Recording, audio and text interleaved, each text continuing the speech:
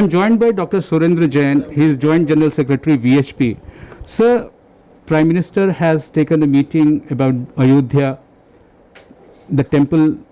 After 5th of August, now a lot of development has taken place. Chief Minister has also initiated a lot of positive development there. What is your take on that, and what is VHP's take on that? We welcome the step of the Prime Minister to review the development activities of Ayodhya and Ram Janmabhoomi temple especially. Supreme Court has assigned the duty of the central government so that they can facilitate the construction of Ram temple there. And they have formed a socio-religious trust for this purpose.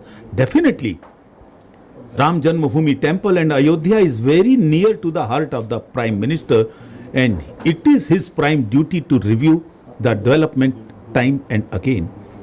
So we welcome, and I have firm belief that Ayodhya will become definitely a spiritual center of our country. It will be a source of inspiration for not only our countrymen but for foreigners also, because they will come here and see what is the philosophy of India, what are the roots of India, and you will find everything concerned with our roots in Ayodhya. What do you think about your leader Champat Rai ji has been put into a tight situation by Sanjay Singh, Aam Aadmi Party leader, and he's talking about the land grab or land being taken at an inflated price. Do you think that this is all putting a lot of stress on the organization itself, on the trust itself, or do you think that this is just another good solid politics that is happening here? Do you think that there is any stress on our face or on our activities? Not at all. Because we know their reality. They are the persons who are involved in various scandals and scams. जाकी रही भावना जैसी प्रभु मूरत देखी तिन जैसी. They think nothing can be done without money. Money means for their own pocket. That is why they are not only involved. Most of those people are on bail for different scams. So, number two, these are the people who have always tried to put the hurdles in making of Ram temple. They were on the side of the Babri Dhacha, Babri structure. So, we are not at all surprised. And he has put a challenge that we will go to the court. We are waiting for the time. If they have any proof, they should go. And they have not gone because they know the reality, and the reality is that the country has belief on us. That is why more than half of the population was involved in Ram Janmabhoomi movement. So Sanjay Singh has been doing almost 3 or 4, this today has been the 3rd or 4th PC for him, and he has been talking repeatedly on the same topic. Maybe he is not getting traction, do you think? And just few blocks from here, he said that he has been attacked on the first day, and Delhi police refuted it vehemently. Has he said anything about the oxygen or vaccination scam done by their party? They have played with the life of the Delhites, Delhi people. They are criminals. If he has anything with him, why he has not gone to the court? He has accused Yogi ji because he has made an inquiry and found that there is no hanky-panky in the deal. And he said, Yogi ji is their person. If Modi ji will do any inquiry, they will definitely repeat the same thing. Do they have any belief in Indian judiciary or not? Why has he not knocked at the door of the judiciary? He should. If he has any proof, we know, and he also knows there is nothing. Sir, another question that comes to mind is, what will happen to the conversion that is happening in some parts of India, especially Uttar Pradesh, and the mass migration trafficking of people? These two have been important projects or important ideas about VHP that has been putting across all the states and or talking to all the chief ministers. Issue of conversion and Ghar Wapsi.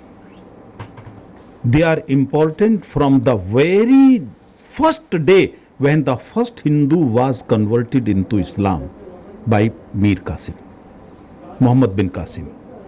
From that time, continuously Hindu society is struggling very fast to stop conversion and bring back the people to their roots. And VHP is doing all efforts. Conversion is the biggest crime against humanity.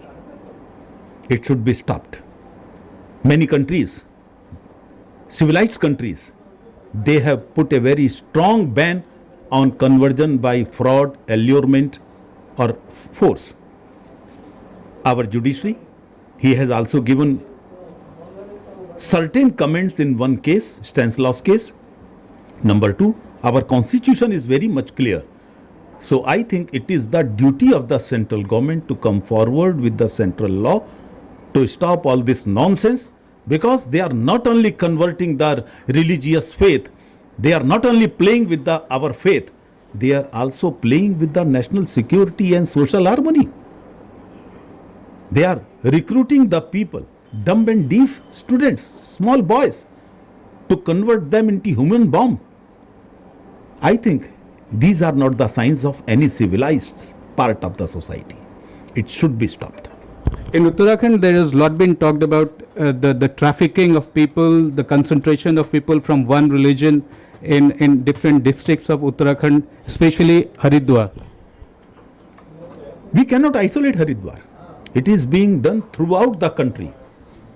In South India, they are playing very openly because there is no hurdle they put by any government except in Karnataka. Most of the secular states, they are with these activities. So I think this should be stopped immediately.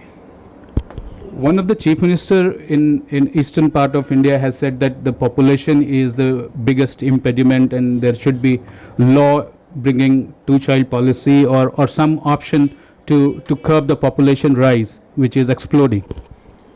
In every civilized country, there is common population policy. When we say we are one